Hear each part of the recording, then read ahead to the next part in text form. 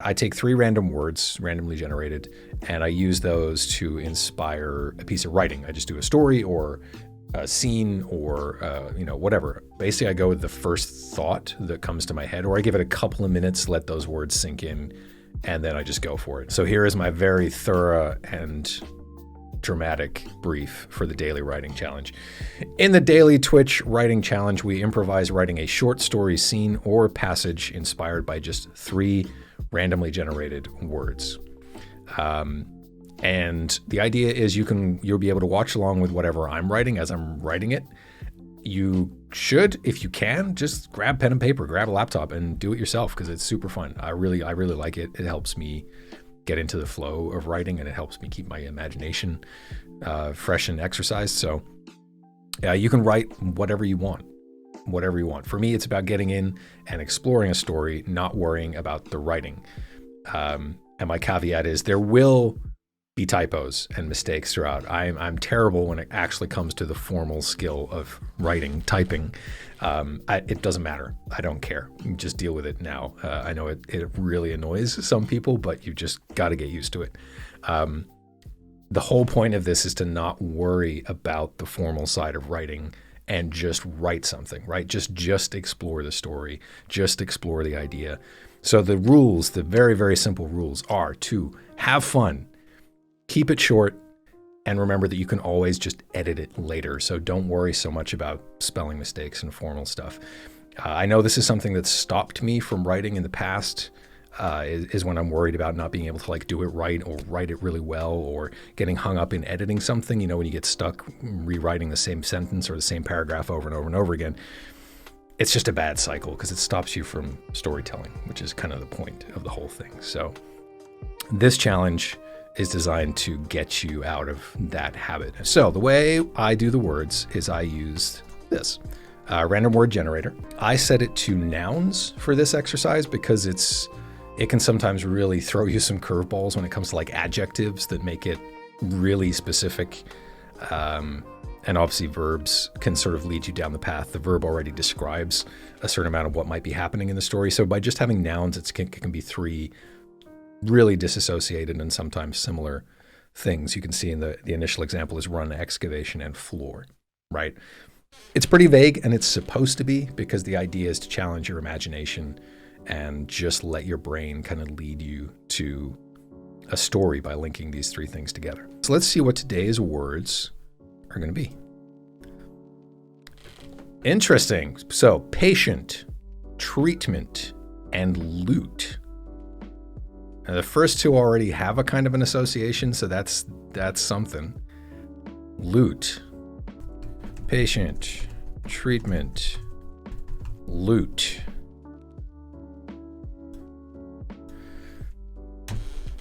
Interesting. Any initial any initial thoughts? Basically, I just sit and write, and we've got some chilled music, and you can either just enjoy the music, drop some ideas into chat, or ideally get yourself somewhere writing, pen, paper, notebook, phone, whatever you've got. Get to writing a short story, a paragraph, whatever, anything, a poem, haiku. I know some of you have been writing haikus while you're in quarantine. Do it. Patient, treatment, loot. All right, let's get into this.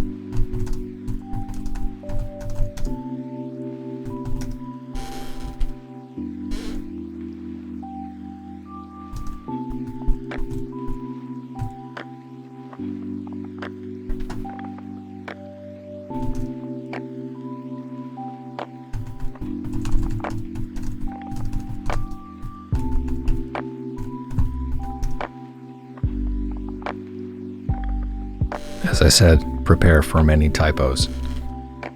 Don't worry about them. We'll deal with them later.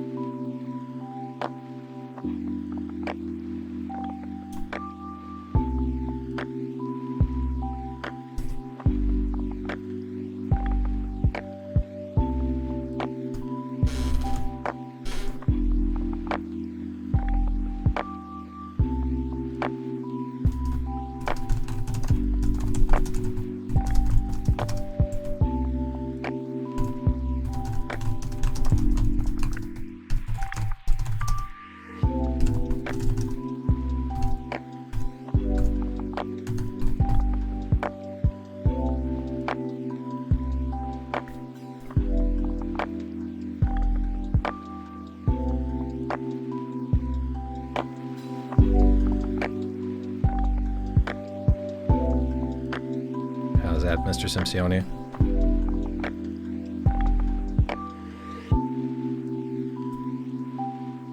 Bring up them tunes a little.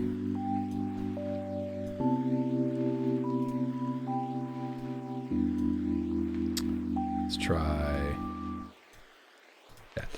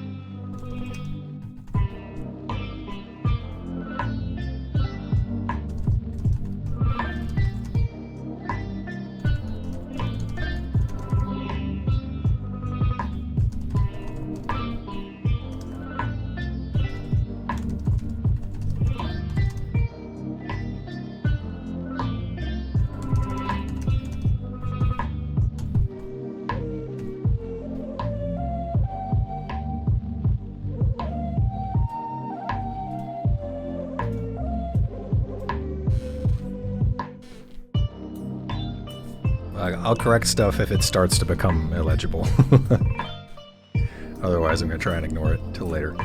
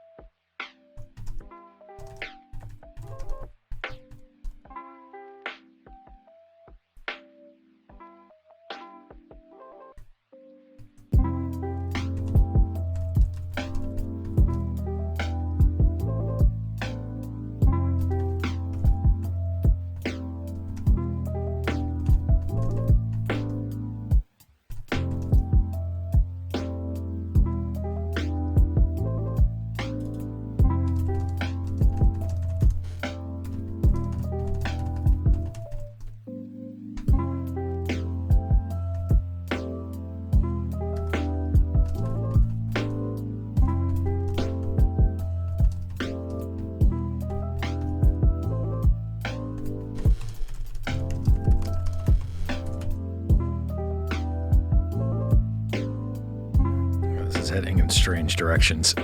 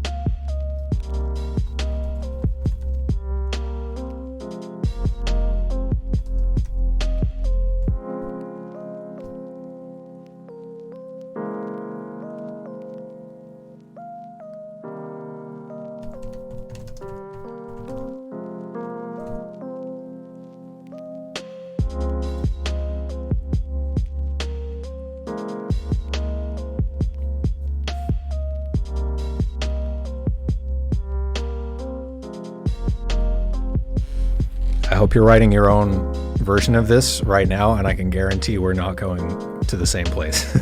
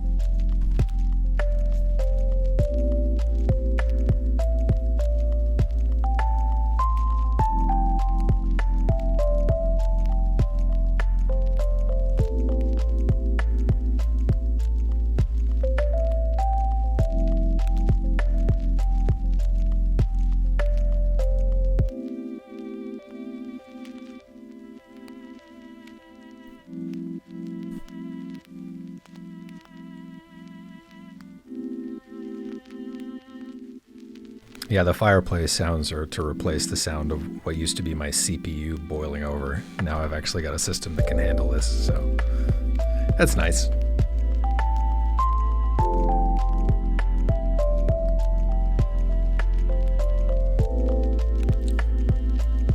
I'm trying to work out how to make this work from the vague idea that I had like 20 minutes ago and try and tie it together.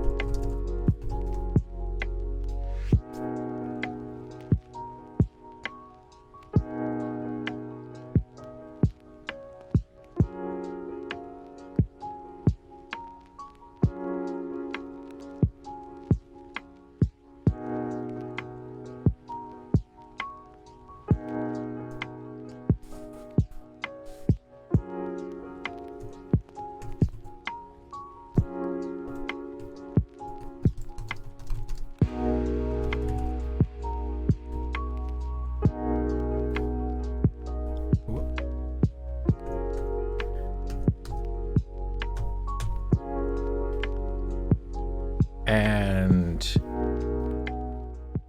that's what I'm gonna go with. I don't know if any of you have read that yet, but that is what I'm gonna go with. That's one of the stranger ideas I've come up with. Who am I kidding? All my ideas are strange. It was like loot to me is gaming, right? So I just kind of went along that kind of route and let patient and treatment just sort of set the scene. But I really liked the idea of spontaneous loot. Like, how does loot get into the world? Maybe this guy is the source of all gaming world loot. You don't know. But then the idea of it being, to him, it's just normal. Like, we don't know that that's why he's in the treatment room. We presume it's why he's in the treatment room, but this could be totally normal for him. And then it just takes a while for the other characters to figure that out. And actually, it's a pretty cool thing to have. It's a superpower, pretty much. But by seeing it, her, like, in the case of the doctor, like, her automatic reaction is that it's the problem. It's something wrong. But that idea kind of came later. The idea for the spontaneous loot came first. In my head, everything's gold coins. All the loot that comes out is gold coins. It's a shower of gold coins. So I kept, in my head, I was always like, oh, and then something could happen where like gold coins come out. And I probably tried to use that gag like 4 times. So I probably should have tried to come up with something else happening.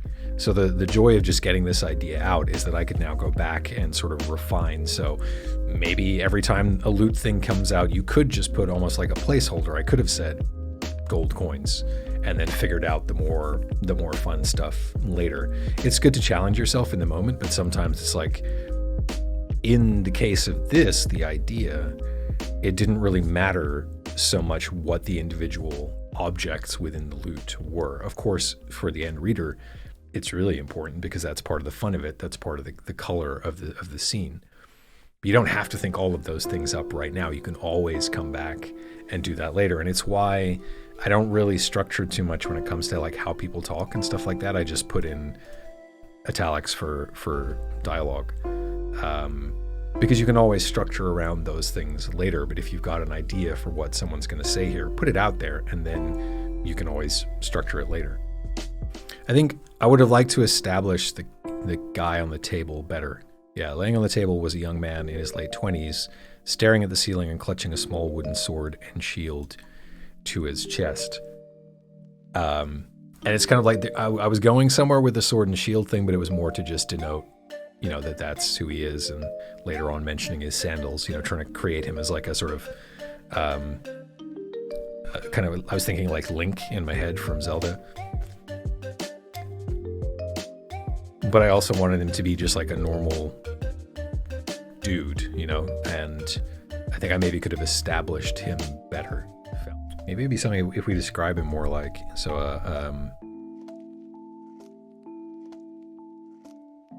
make him more like a hero archetype kind of thing. So it'd be like golden-haired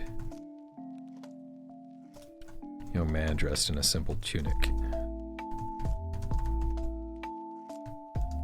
Because then it's very much more depicting him as a hero character. Tunic could be an interesting word in that, or a complicated word in that scenario, because in a hospital, tunic could be like is it called a tunic in a hospital, or are you just wearing that? Describing him that way ties better with the mention of his sandals later on as well. So I think that works. I don't know whether this kind of had the impact that I wanted it to. As his lips parted to utter words, objects fell out instead. A brass pocket watch and a leather-bound diary somehow emerged from the young man's face and tumbled down the pile of bric-a-brac surrounding him. It kind of works, but it's also like the humor. I wasn't quite sure of the tone of the humor until I was already writing it. Like, I almost feel to pull off that kind of gag, you've got to have everything else more amped up, which is why I put in the nurse in the corner. It was like holding the boot with the pair of tweezers, because I needed more to sort of denote that this is, or to say this is a funny scenario. It is a comedy. I didn't want to go into like gruesome detail. I did have thoughts of doing like operation, where they're pulling the body parts out, and a weird thing where like I had him holding the shield and sword like on his chest because I was going to do a reveal where you then see all the stuff, and the tweezers was because the nurse had been like pulling the bits out of him, but I couldn't work out how to make that into anything. It was just sort of a weird thing to happen. Like he's full of loot. But I thought, by this point, I thought it would be more interesting to have it that it just, he spontaneously makes loot appear.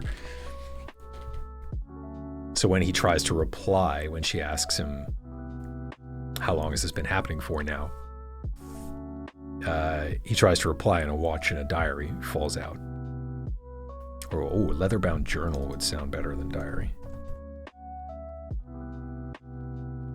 See, that's the good thing about just like brain dumping the story and then figuring out the little details, the color and stuff later, because it doesn't matter at the time. As long as I remember there's like, there was supposed to be a diary or something there, then good. I can always come up with a better word for it later. It used to take me forever to write anything because I would always be worrying about the minutia. Whereas with this, it just gets it out. Not that I'd suggest writing everything this way, but it's certainly a fun way to get a little short story together. I think I kind of got, by the time I got to the end scene or paragraph here with the all the stuff down the hallway, I think I kind of got the rhythm of it, and I got the feel for what the humor was. So in this instance, with something like this, I'd probably go back and address the first scene in the hallway and then try and match it, because the first scene was probably a little serious. It didn't have, I need like one extra note of humor, of the same kind of humor, probably around the staff nurse that passes the doctor by. So that when you link that back at the end, it's a little bit more structured. I've already sort of made some notes on it, so I'm doing this out of order, but I'll read what I've got. The doctor had been standing in the hall outside the treatment room for some time. She checked the time again. It had been 15 minutes. She wondered how long she could stall before the patient got restless. The circumstances were just unprecedented, and without a clear understanding of how the hell something like this could even happen, she was at a loss for where to start. She mustered a hasty yet casual smile as a staff nurse passed by. Shit, news of this was going to spread fast if she didn't figure out a way to deal with this quickly and quietly. After several hesitant attempts and failures to approach the treatment room, she mustered the courage to grab the door handle. One last hesitation. Oh, come on, it's not the weirdest thing you've seen in this place. At the point at which I'd written that, this is definitely the weirdest thing she's ever seen in this place, so maybe I would go back and change that. Summoning her professional composure, she marched into the treatment room. Inside was a young nurse was standing in the corner, a mask covering his face as he held a large leather boot out at arm's length with a pair of tweezers. His eyes were glazed. He'd been staring at the boot for some time now. He didn't even look up to acknowledge the doctor's entrance. A trail of objects were strewn across the floor. Along with the boot was a walking stick, canvas satchel, a coil of weathered rope, a bag of coins, and several large emeralds, like really large, larger than an emerald has any right to be. In the middle of the treatment room, the bed appeared to rise out of a mountain of random objects. Piles of old books, stacks of manuscripts with indecipherable scrawlings across their surface, and archaic weapons of every pointy description. The entire pile glittered with the occasional presence of a gold amulet, a glistening statue, or another ridiculous emerald. At this point, it's starting to sound like a Terry Pratchett novel. The doctor took a deep breath and approached. Laying on the table was a golden-haired young man dressed in a simple tunic, staring at the ceiling and clutching a small wooden sword and shield to his chest. Their eyes met for a moment, followed shortly by an awkward exchange of tight-lipped smiles. "So, how are you feeling?" she managed. The young man glanced down at his sword and shield as if it were some kind of answer clutched to his chest. The nurse in the corner stirred. it just keeps coming. The young man on the table shifted with embarrassment. A few gold coins tumbled from the table and skated down the pile. The doctor examined the young man's feet for a moment, clad in leather-strapped sandals and muddy up to the knees. And how long has this been happening? For now. Happening for now? What did I mean by that? How long has this been happening for now? Oh, how long has this been happening for now? My question mark's in the wrong place. Boom.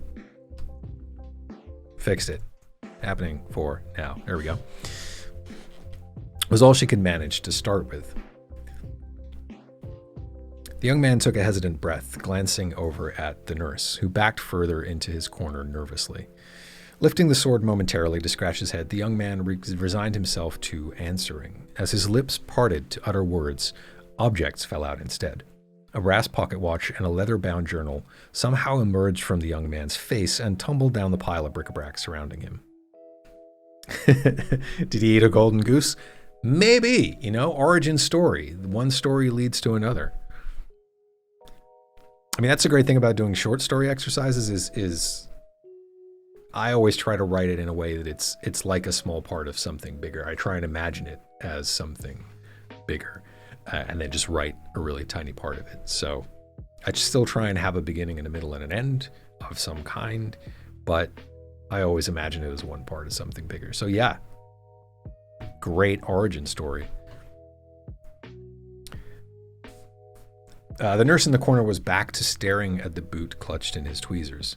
The doctor summoned the last of her courage for one more line of investigation. And is this normal for you? The young man looked around at the growing pile of loot and shrugged with a nod. A particularly shiny emerald emerged from somewhere and tumbled down, scattering several steel swords and silver goblets that clattered to the floor. The nurse dropped the boot, but continued to stare at the tip of the tweezers. The doctor surveyed the scene in the treatment room. Since she had entered, it seemed like the objects had multiplied tenfold. She smiled nervously and attempted a reassuring tone. Okay, give me just 1 minute, okay? She waded back towards the door, knee-deep in a rising sea of chainmail, orbs of healing, and trinket chests embellished with ornate skull and crossbones. She tumbled out into the hall once again with a cascade of precious gems and glowing potion vials. As she searched every facet of her years of experience for some way to address the madness she felt rising at the back of her mind, she glanced down the corridor. A trail of loot led all the way down the hall, presumably from where the young man had been wheeled through the hospital to the treatment room. Along the hall, people were scooping up objects. A young girl was playing with a jade stone statue of a pony. 2 teenage boys were fighting with what she hoped were fake battle axes. The staff nurse who had passed by was now standing in full medieval armor and cheering as he rode a gurney off around the corner. A strange sense of calm suddenly descended on the doctor's mind. Uprighting herself, she straightened her hair, dug her glasses out of the loot pile at her feet, and turned back into the treatment room. The young man waited patiently on the table as she approached with a warm smile. So, what seems to be the problem? And that is what I wrote.